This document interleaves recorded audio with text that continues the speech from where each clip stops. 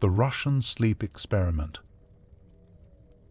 Russian researchers in the late 1940s kept 5 people awake for 15 days using an experimental gas-based stimulant. They were kept in a sealed environment to carefully monitor their oxygen intake so the gas didn't kill them, since it was toxic in high concentrations.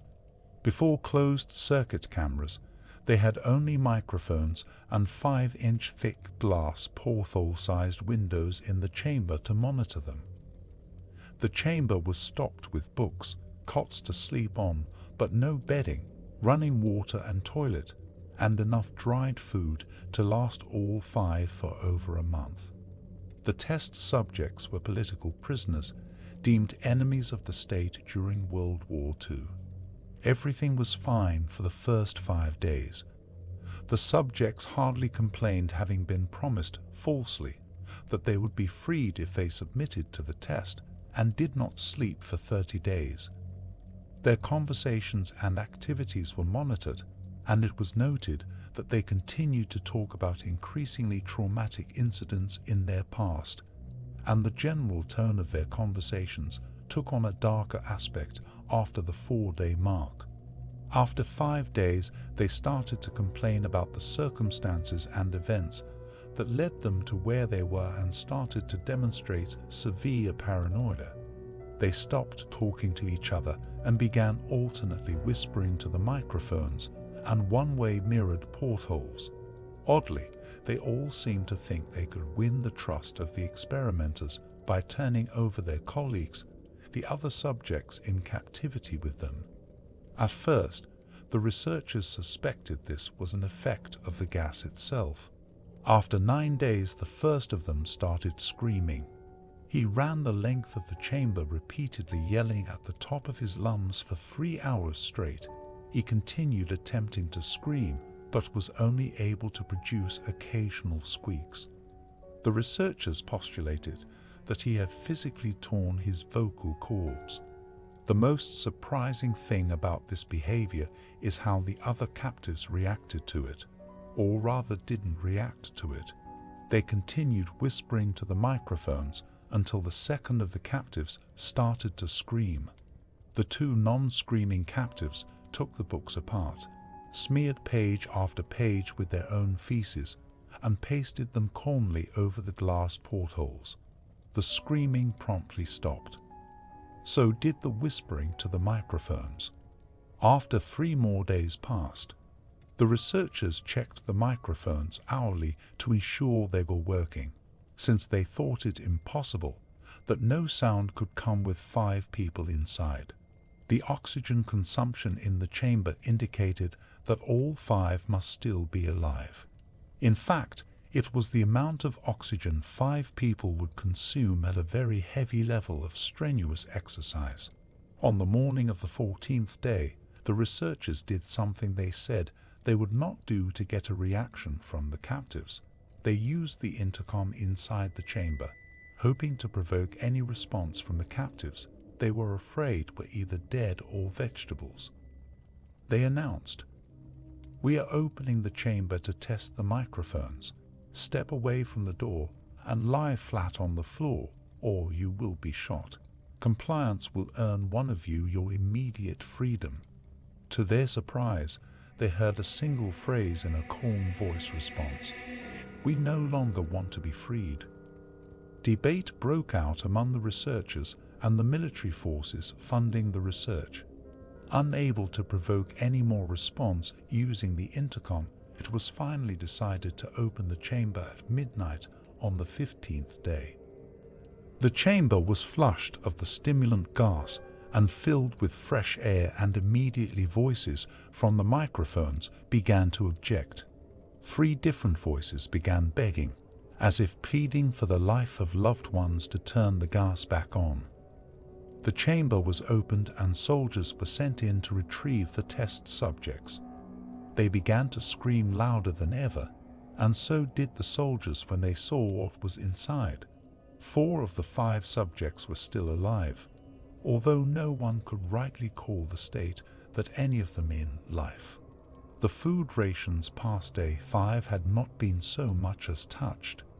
There were chunks of meat from the dead test subjects' thighs and chest stuffed into the drain in the center of the chamber, blocking the drain and allowing 4 inches of water to accumulate on the floor. Precisely how much of the water on the floor was actually blood was never determined. All 4 surviving test subjects also had large portions of muscle and skin torn away from their bodies.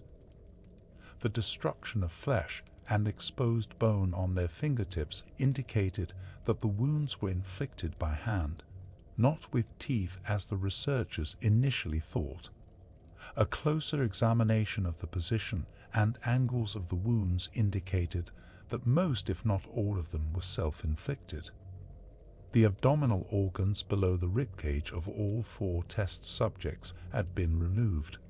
While the heart, lungs, and diaphragm remained in place, the skin and most of the muscles attached to the ribs had been ripped off, exposing the lungs through the ribcage. All the blood vessels and organs remained intact.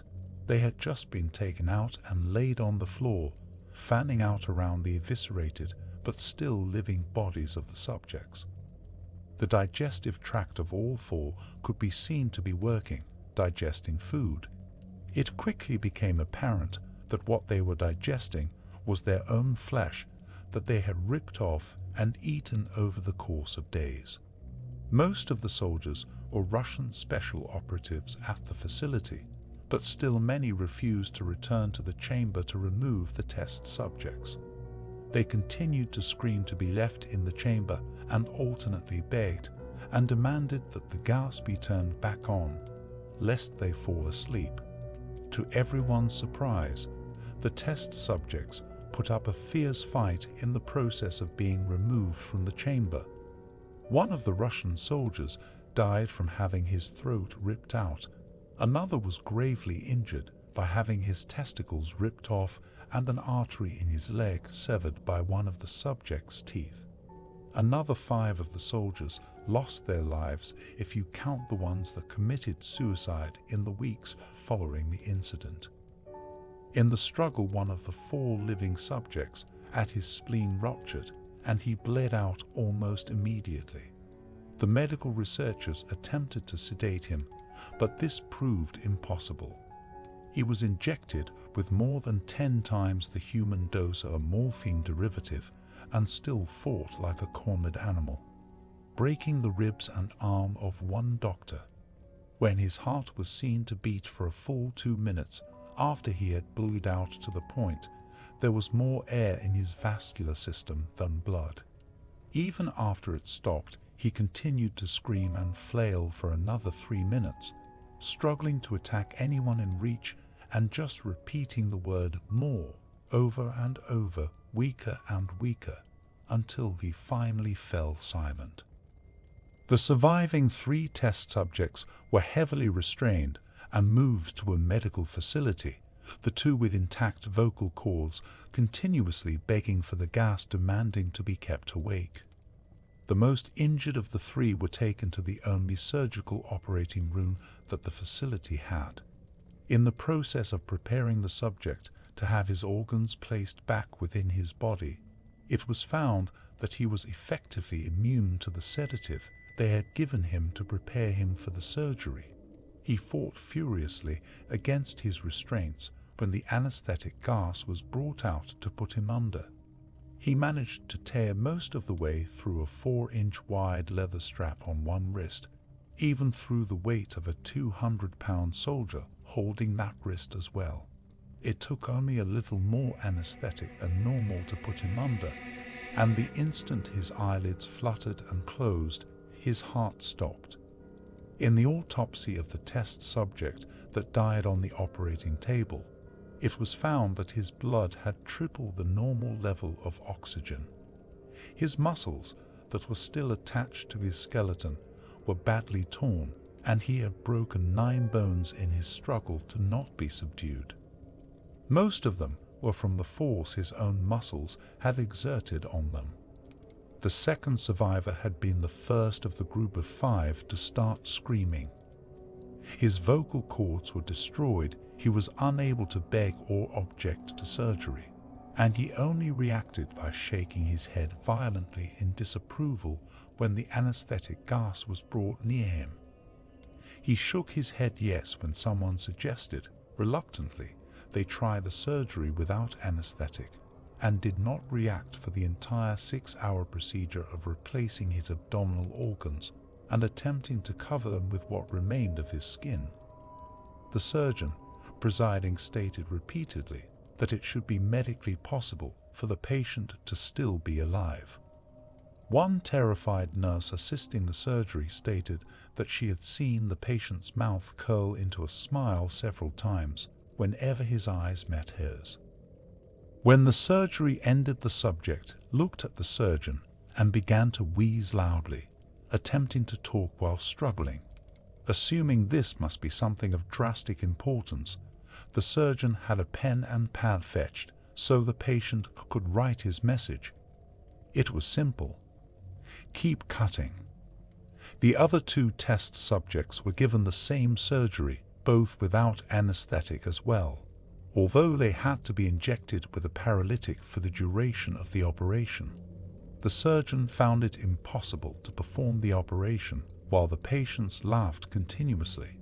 Once paralyzed, the subjects could only follow the attending researchers with their eyes. The paralytic cleared their system in an abnormally short period of time, and they were soon trying to escape their bonds. The moment they could speak, they were again asking for the stimulant gas. The researchers tried asking why they had injured themselves, why they had ripped out their own guts, and why they wanted to be given the gas again. Only one response was given: I must remain awake. All 3 subjects' restraints were reinforced, and they were placed back into the chamber awaiting determination as to what should be done with them. The researchers, facing the wrath of their military benefactors for having failed the stated goals of their project, considered euthanizing the surviving subjects. The commanding officer, an ex-AGB, instead saw potential and wanted to see what would happen if they were put back on the gas. The researchers strongly objected, but were overruled. In preparation for being sealed in the chamber again, the subjects were connected to an EEG monitor and had their restraints padded for long-term confinement. To everyone's surprise, all 3 stopped struggling the moment it was let slip that they were going back on the gas. It was obvious that at this point all 3 were putting up a great struggle to stay awake. One of the subjects that could speak was humming loudly and continuously. The mute subject was straining his legs against the leather bonds with all his might, first left, then right, then left again for something to focus on. The remaining subject was holding his head off his pillow and blinking rapidly.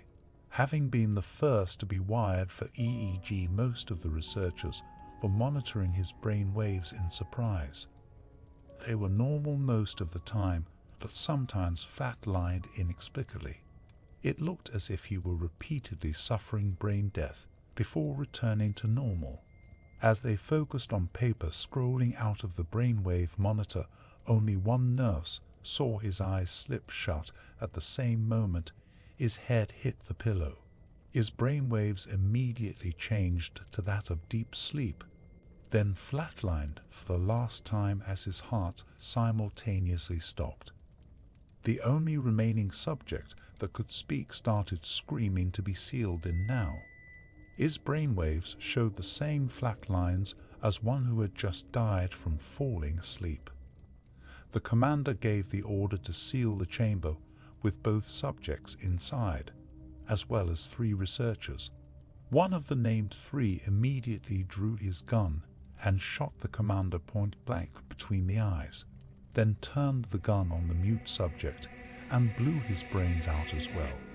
He pointed his gun at the remaining subject, still restrained to a bed, as the remaining members of the medical and research team fled the room.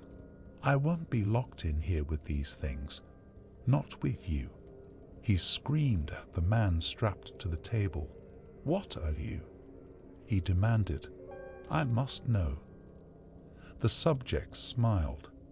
"Have you forgotten so easily?" The subject asked. "We are you. We are the madness that lurks within you all, begging to be free at every moment in your deepest animal mind.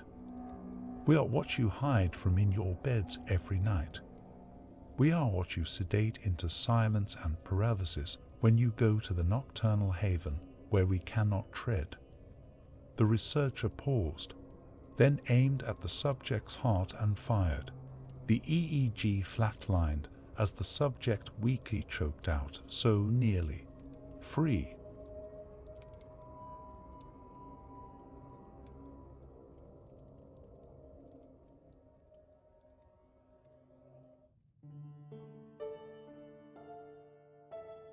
Hello and thank you for watching. My main goal for the channel was to cover stories I've been listening to for years and handpicking some of the better ones. But I've begun writing and featuring my own stories as well. These are not ranked and will be featured weekly. If you have a story you would like to have me cover, info is in the description. On to the ranking, but remember, this is just my opinion and not an official ranking. How could you have a short story tier list and not include this gem? It's a classic for a reason. I mean, we all know someone who claims to have stayed up for longer than a week. Once they start talking of the shadow people, it reminds me of this story. I will give this an A, and it will probably remain at the top for the rest of the list. I know there is a sequel floating around out there somewhere. I will be sure to check it out.